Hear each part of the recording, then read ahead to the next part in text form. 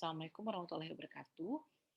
So let's continue the explanation related to the basic management accounting concept. So now we move to the difference between the cost versus expense, right?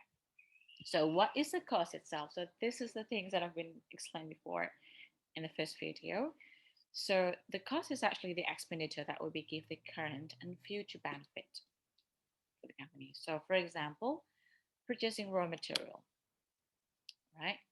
So um, the cost is raw material inventory, so that will be used to produce the finished good, right? So the future benefit that we got, of course, the revenue from selling the finished good.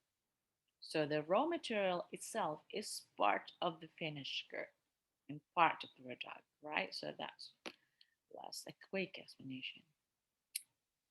Another thing is when we pay the office rent for the 3 years, so that was the cost, right? Because we paid in the beginning, so we said it prepaid office rent. But how about the benefit that we got? The benefit, we can use the office for the 2 years onward, right? So all of the costs will be, locating in the left side of financial position statement. How about the expenses? The expenses is the expired cost. Expired cost. So actually the cost that no longer give the future benefit for the company. Expense of the finished good inventory, so that's cost of goods sold. So an expense for the prepaid rent, so rent expense, right? So that was things that happened already. And how about the fixed asset? So fixed asset that will become up as an expense is depreciation expense.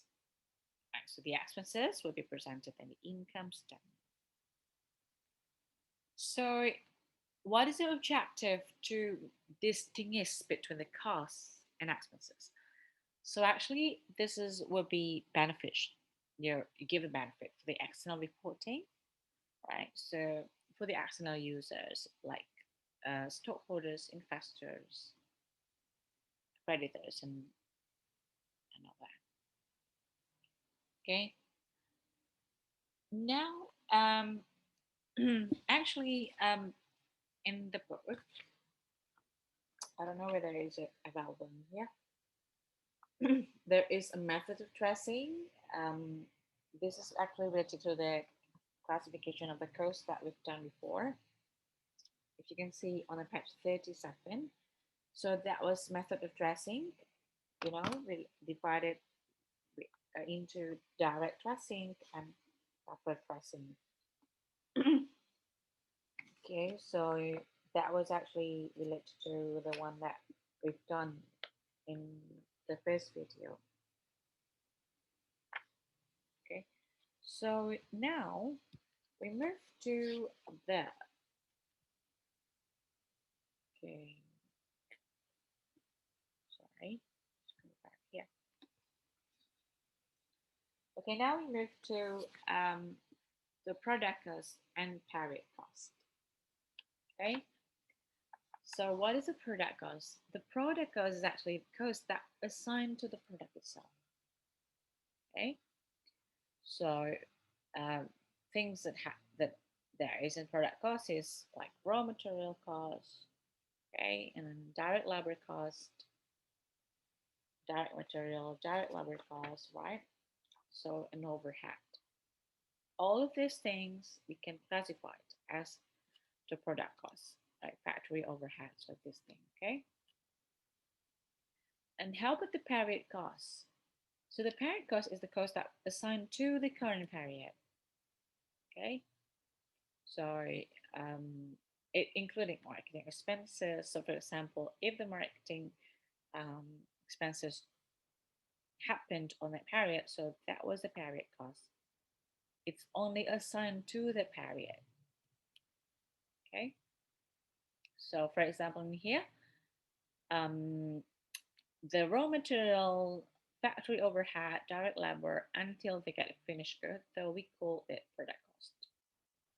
And cost of goods sold, it's actually the period cost. right? So when the product is sold. So this is the explanation. Product cost, the cost that support a well-specified managerial objective. So that really depends on the objective of managerial. Okay. So the one that we said before is, related to the target and also the the yeah the target and objective of the management. Mm-hmm. So this is actually the internal value change, right? So internal value change activity. Okay, so this is related to the product cost. So as I mentioned before, the product cost is the cost that support a well-specified managerial objective, right? So it really depends on the objective of the managerial, right? So the one that I said before, different costs will for different purposes.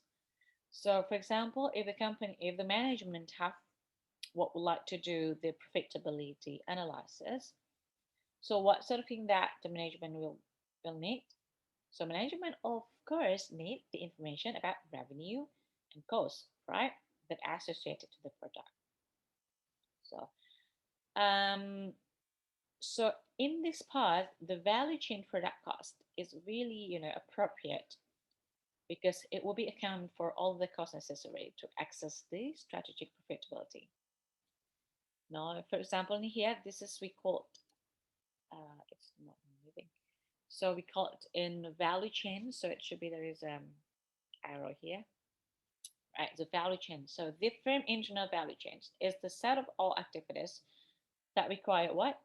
First designed, developed, and then produced, and then market, and then distribute and surface the product, right? So the value chain product cost is, you know, we assign the cost to the set of activities that will be define the value chains and then assign the cost to the activities of the product. Okay. So this is the operating activities within the value chains. Okay. Next one.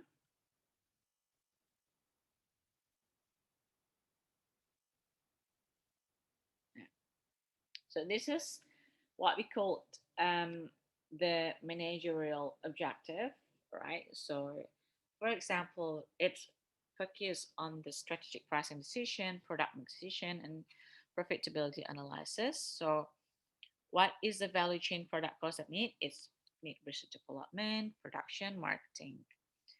And if it's related to the operating product cost, so if operating will be, of course, will be talk about production, marketing, and customer services.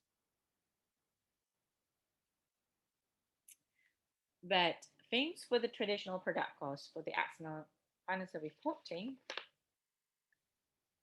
we just need until the production sequence. Okay. All right. So now we move to the. So this is actually the functional best management model. So there are two types of the management accounting system, right? So it could be can classified into functional based system and activity based system, right? So in history, the functional based management accounting system is actually has been existing since 19,000s,